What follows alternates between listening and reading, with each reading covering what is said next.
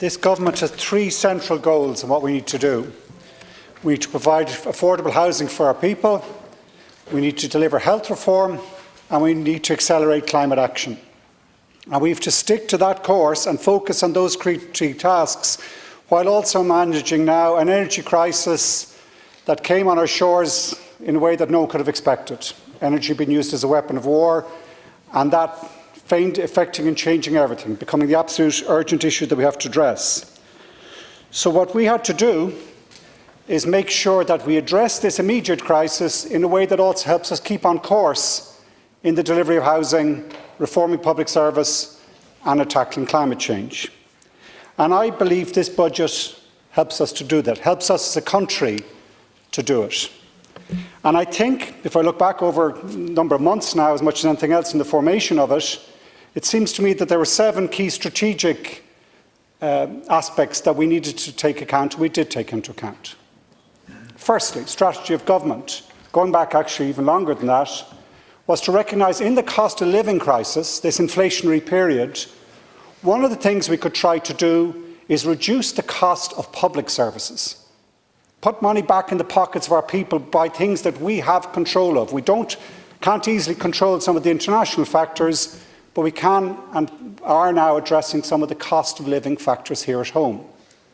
And that's why I think the 25% reduction in childcare is hugely significant and important.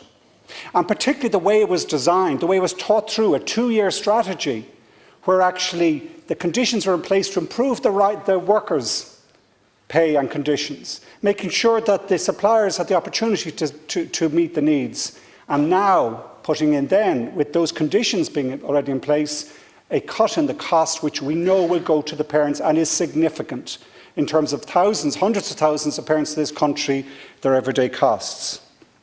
The same thinking around the delivery of reductions in public transport fares. 20% for everyone, 50% for those under 24, which is expanding as we speak. We expanded it to younger people last week, to nighttime services. And it's important that we do that while also expanding public transport, which is what our budget provision allows us to do. Significant investment in public PSO services, and another example where we cut the costs to people at a time when that's what we need to do. Thirdly, and every family will know this, with young family with children in primary school, being able, not small, but that cost that really hits you in every September, that now being covered for next September. And similarly for any with families with people in university, third level, they know that's a tough time for families. Again, reducing the cost there at this particular time was really important. And we'll go further. That scheme to put PV panels on every school roof so that schools can start cutting some of their bills, not just families and individuals. So that was the first one, tackle inflation at source where we could. Secondly, it had to be progressive. All three of the budgets introduced by this government, our first test is it progressive? We go to independent economic analysis, are we helping those on the lowest incomes? And I know it will never be materially the same as someone on the top, who will, in terms of what the actual gain is, but if you do this year in, year out, progressively benefit those on lower incomes, that starts to help us bring progressivity into our whole system. And this does that, not just in the €12 increase, but the other long-term measures, the increases in the working family payments, the qualified child allowance, the domestic care allowance, I could go on. But also, critically, for some who might say, then also the huge tranche, they are significant, of one-off payments, particularly this autumn. Christmas bonus, double payments, single, so on. I think we learned a lesson in the COVID crisis, that actually in addressing cash, giving cash to people in real difficult circumstances in this way does work. The PUP did that. All the analysis was, the Silk analysis showed that that immediate interjection of cash at a correct, important time does really matter. It's the best way of addressing poverty, is giving people funds, particularly in this difficult time, and this budget did it at scale. Thirdly, principle. We have to be responsible with the public finances. If Sinn Féin saying rightly that people want certainty, they need certainty, well, the first certainty they have to have is you're not going to break the books, not going to put us into a situation where we can't afford what we might want to do, where there isn't a reserve that we might be able to turn to. that we don't go to kind of just guessy, open-ended, blank check, uncertain mechanisms that the payment you can't be certain about.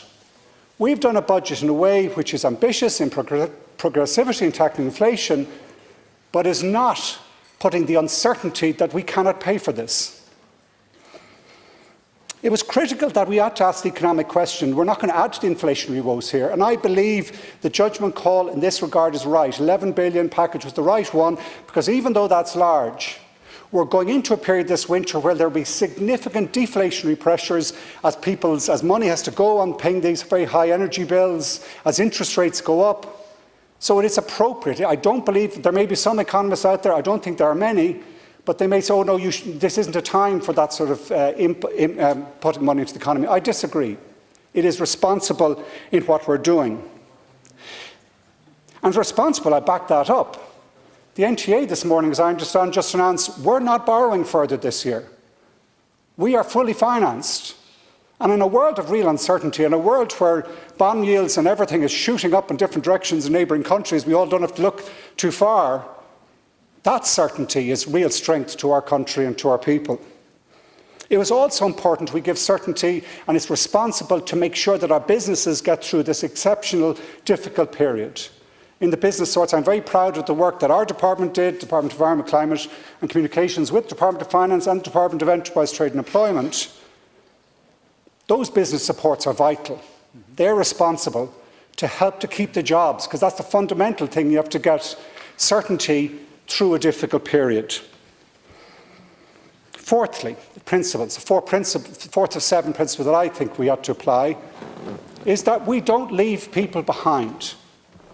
We try and make it universal, because everyone's going to be affected, and it's not easy even on our target, our social welfare models, using the likes of the working family payment and others, which are really good ways of addressing real areas of acute poverty. But I believe it's right for us to apply the energy credit in a way that, because there will be people in different circumstances, every family has different circumstances, it's appropriate for us to help them. And also critically, in my mind, the increase in the child benefit, the increase in the home carers allowance, recognise that every family has different circumstances. Every family has to raise their children whatever way is best for that family. And I believe the likes of those child care payments, those child benefit payments, are actually the right way of leaving the choice with the families as to how they work their way through this. We can't be judgmental. We have to cater for every different type of need. So I believe that universal element in what we've done is hugely important. Fifthly, this is at core an energy crisis caused by our dependence on fossil fuels. We have to make sure that we use this moment of pivot, not just to address the immediate cost of living crisis, but to allow us to accelerate the decarbonisation and the development of our own natural resources as the best long-term security and certainty we can bring to our people. And this budget, along with the 2 previous ones, is doing that at scale. In agriculture, €500 million now in agri-environment schemes, 200 million addition now, allowing 30,000 new farmers participate in them next year. 12% increase in the forestry budget, because we need to scale that up at speed. 80% increase in funding for organic farming. And the benefit of this is one of the high prices is not just in the fossil fuels in transport or in energy, it's in the cost of fertilisers. And allowing our farmers reduce that cost base but keep increasing or maintaining output, which is what's happened this year, is a fundamental change that's occurring and has been supported by this budget. Secondly, in nature protection, and it's vital in terms of the protection of the natural world as we make the energy transition, is absolutely key. And again, there's an 83% increase in funding in nature protection over the 3 governments' budgets that this government has introduced. And that's hugely beneficial right across the country. Circular economy, Minister Smith will be introducing a whole range of measures next year, which will help again cut the cost by reducing the waste, by increasing the recycling. That's supported in this budget. And critically in energy, which is the source, the core of the problem, I'll go to Brussels on Friday. I'm confident, talking to the Commission again yesterday, that we will be able to get mechanisms where we can address the windfall taxes, the windfall profits that need to be brought back to help our people. We do that with Europe, within the European system, because at the centre of this war is a desire by the Russian government to divide Europe. So we work closely with the Commission in getting the measures right, getting them right for us here at home, but doing it as part of a united European approach.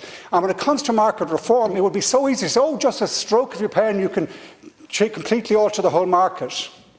Well, which market do you want to change? Is it the intraday market? Is it the forward market? Because you could do that in a switch and actually find yourself causing more problems than solving them. So we will work with the European Commission in the reform of the electricity markets and gas markets, but we do that in a coordinated way, recognising the complexity, recognising that we need to get this right so we get the investment continue to flow into our country to support the energy transition. And that is happening. That is happening in offshore wind. That is happening in the solar revolution that's starting in this country. That's happening in the retrofitting, which is the best way to protect our people.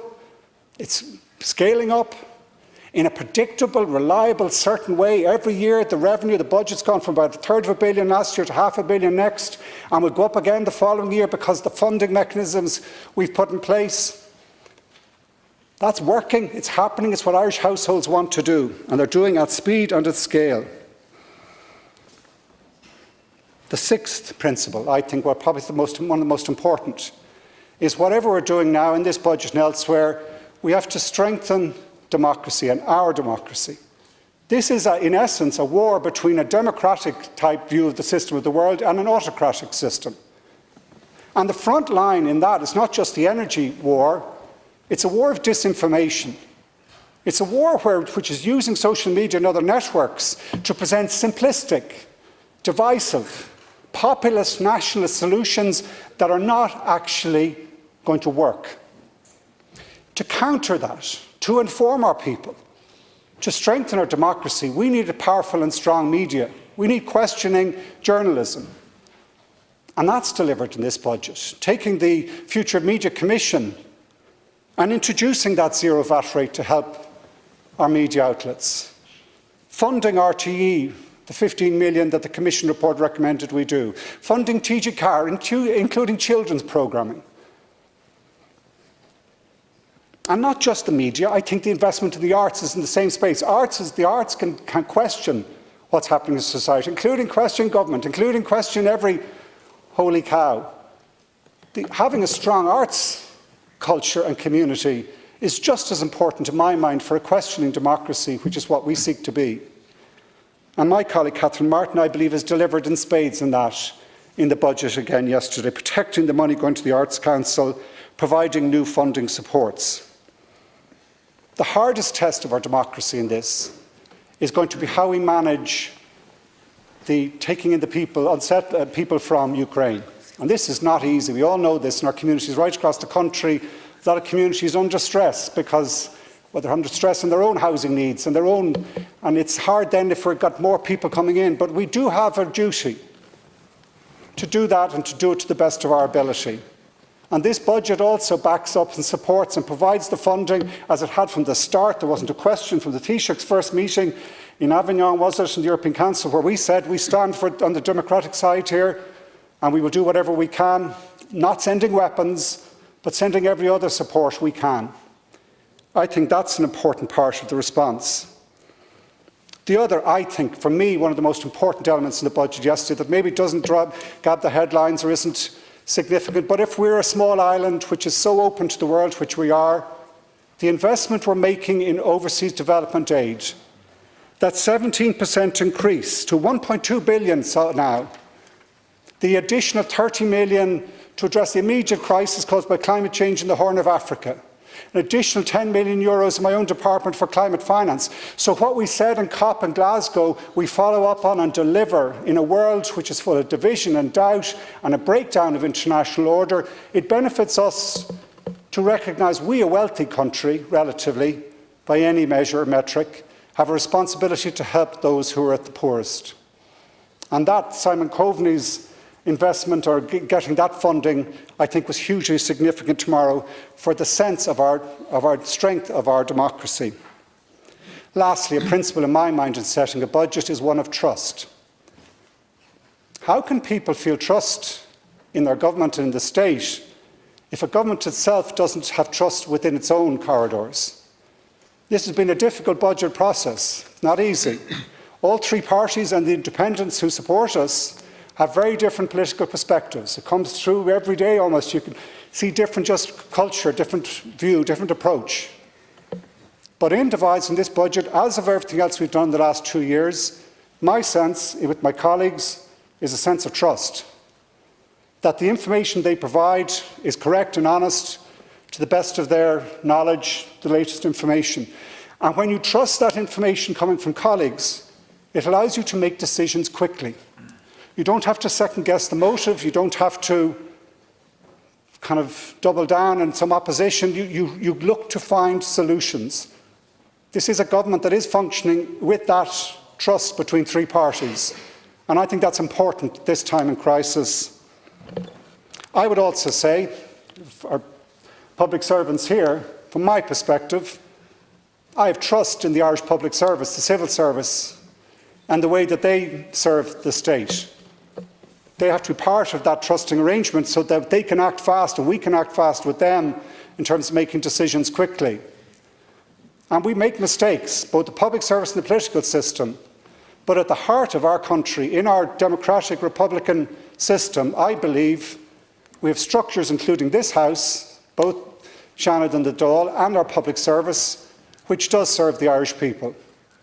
Not always, makes mistakes, we hold people to account, listen to the opposition, but that's my experience in delivering this budget.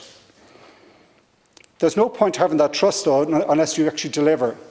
So what we need to do now is focusing on delivering what's promised in this budget, delivering the housing, that we know at scale and at speed we as a state are going to have to step up and do a lot more, and we're committed to doing that. Delivering on health reform, because we realise you can't just increase the budget every year. You do have to start working within budgets, making sure you get the most of it. In health, I think the whole digital revolution, what Minister English was talking about earlier, it's innovation in our public services what we need to get the best from what we have. We need to deliver that. And lastly, and I commit to this, we will deliver on climate. We will deliver on turning this country around so that we rely and have our own power, where we're not held to ransom, where we create employment as well as playing our part in protecting the global environment and our own local environment.